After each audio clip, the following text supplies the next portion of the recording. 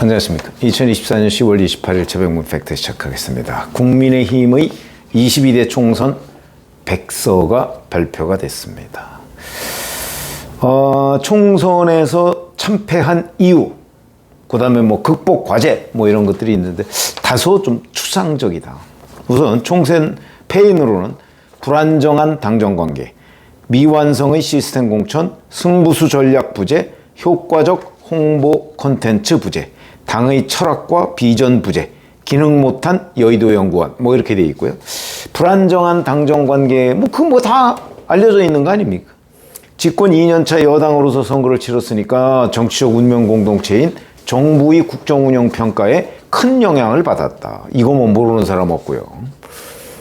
여사의 명품백 수수 의혹과 호주대사 임명, 시민사회 수석 발언 논란, 의대 증원 정책, 대파 논란 등 연이은 이슈가 정권 심판론에 불을 붙였지만 당도 적절하게 대응하지 못했다는 비판이 함께 존재한다. 약간 양비론식으로 접근을 했고요. 우위 이슈들에 대해 당은 대립각을 세우기보다 정부의 기조를 따라가는 듯한 모습을 보여주는 등 당정 사이에 건강하고 생산적인 긴장감이 조성되지 못했다. 그 다음에 의대 증원이라는 이슈에 대해서는 당 지도부가 모든 의제를 열어놓고 대화를 시작할 것을 대통령실에 제안했고 대통령의 대국민 담화가 변곡점이 될 것으로 기대했으나 결국 당의 제안은 받아들여지지 않았다. 대국민 담화 직후 후보자들 사이에서는 절망이 팽배했고 민심이 바닥으로 곤두박질 치면서 그 어떤 선거운동도 백약이 무효라는 한탄이 나올 수밖에 없었다. 당정 간 다른 목소리를 내고 대립관계를 보이는 순간 당정 갈등이 집중 부각될 것을 우려해 적극적으로 싸우지도 못하고 끙끙 앓다가 선거가 끝났다는 비판이 있었다. 총선 패배 2달 뒤 드러난 이른바 영부인 문자 논란은 비대위원장과 대통령실 모두 적절한 대응에 실패했으며 총선 과정에서 원활하지 못했던 당정관계가 주요 패배 원인이었음을 구체적으로 확인해 주었다. 그 다음에 미완성의 시스템 공천 이런 부분도 또 언급을 했는데 당이 일찍부터 인재 영입을 준비하지 못해서 후보군의 한계가 있었고 사실상 총선 직전에 만든 기준은 많은 사람들이 납득하기 어렵다는 것이었다. 현역 의원 재배치, 국민 추천제가 선거에 미친 긍정적 효과는 미미했다. 그 다음에 집권 여당의 승부수 부재, 보이지 않는 민생 실종 선거였다. 집권 여당이 보이지 않는 정부의 정책과 성과를 적극적으로 홍보할 수 있는 선거 전략을 체계적으로 세워야 됐으나 실패했다. 특히 백서 특위 설문조사에서 보듯 2조 심판론은 집권 여당의 선거 전략으로 적합하지 못했다고 판단되며 오히려 선거를 정권 심판론에 가두는 결과를 초래했다. 힘있는 여당의 이점을 살린 공약 부재로 2조 심판론과 같은 다른 정치 이슈가 중심이 돼버리는 등 공약 없는 선거로 진행된 것은 집권 여당으로서 뼈아픈 실책이다. 자, 이렇게 되어 있습니다. 제가 보기에는 전반적으로 선거의 패인에 대해서는 정리가 잘 돼 있다. 그렇게 판단합니다. 그러나 문제는 이렇게 된 책임이 어디에 있느냐. 총선 백서라면 이 부분이 더 부각됐어야 되는 거 아닌가. 그래야 지금 이 총선 백서를 보면요. 윤석열 대통령의 책임과 한동훈 비대위원장의 책임이 있다. 이런 정도입니다. 그냥 쉽게 얘기하면. 그래가지고서는 아마 윤석열 대통령은 한동훈 비대위원장 책임이 더 크다고 생각할 거고 한동훈 비대위원장은 이거 어차피 정권 심판론이었는데 내 책임 아니야. 이렇게 생각할 겁니다. 이러면 이 총선 백서의 의미가 백서를 냈다는 거 외에는 무슨 책임이 있는 거죠. 적어도 객관적으로 아주 오랫동안 여기저기 조사를 해서 백서라는 걸 냈다면 적어도 이 책임이 누구한테 많다. 이거를 분명하게 해줘야 다음번에 이 같은 사태가 다시 벌어지지 않는다. 재발 방지. 예를 들어서 자, 총선의 인재 영입과 관련해서 이 준비가 덜 됐다 그럼 인재 영입위원회 당시의 대표와 인재 영입위원장의 잘못이죠. 예를 들어서 한동훈 비대위원장이 임명된 게 12월 말입니다. 그러면 4월까지 하면 한 3개월 나면 한 100일 정도밖에 안 됩니다. 그 100일 동안에 인재를 영입해서 적절하게 공천하는 거 저는 불가능하다고 생각합니다. 인재라는 게 그렇게 쉽게 영입되지가 않습니다. 그러면 그 전에 혁신위원회 인요한 의원이 지금 그 혁신위원장을 맡았었죠. 또 그 전에 김기현 대표 여기서부터 문제가 있었던 정당이라는 조직이 뭡니까? 결국은 선거에서 이기기 위한 조직입니다. 이기기 위한 심하게 얘기하면 임시조직 같은 조직입니다.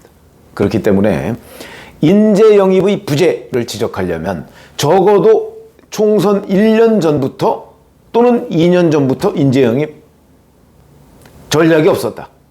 실적이 없었다. 이런 걸 지적해야 됩니다. 그러면 그에 대한 가장 큰 책임이 누가 있냐?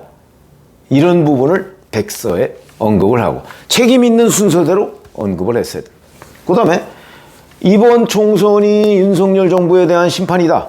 그건 모르는 사람이 어디 있습니까? 그러면 그렇다고 해서 윤석열 정부 심판, 그래서 총선 참패의 원인 중에 윤석열 대통령이 훨씬 더 큰 책임이 있다. 왜? 처음부터 지지율이 낮았거든요. 뭐 지지율이 갑자기 총선을 2개월 앞두고서 지지율이 팍 떨어졌다. 이것도 아닙니다. 원래부터 낮았고. 근데 그걸 높이려는 노력을 안 한 부분, 이건 윤 대통령 책임이 있죠. 총선에서 정권 심판론이 크게 작용할 것이라는 걸 대통령실에서 잘 알고 있으면서 그 부분에 대한 대응을 하지 않았다. 이게 얼마나 큰 책임입니까? 그럼 뭐 총선을 지기로 작정했냐? 뭐 이런 질문도 가능한 대목 아닌가요? 그렇기 때문에 이 부분에 대해서도 명확하게 짚었어야 된다.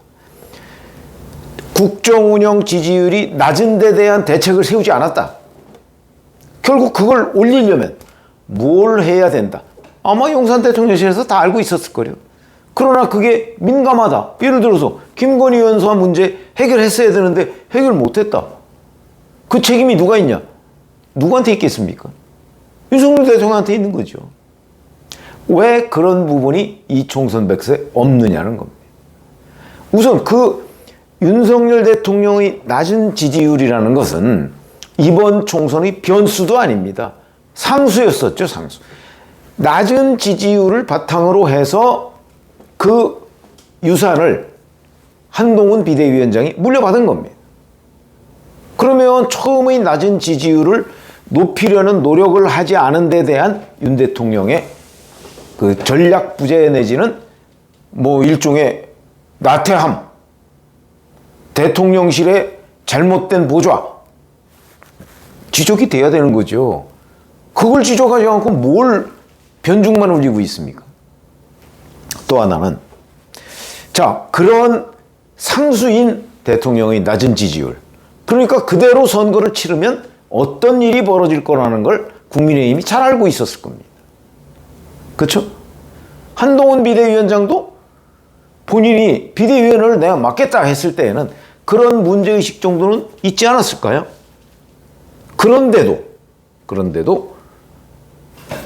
국민의힘에서 별다른 대책을 세우지 않았다. 여기에 그거 있죠.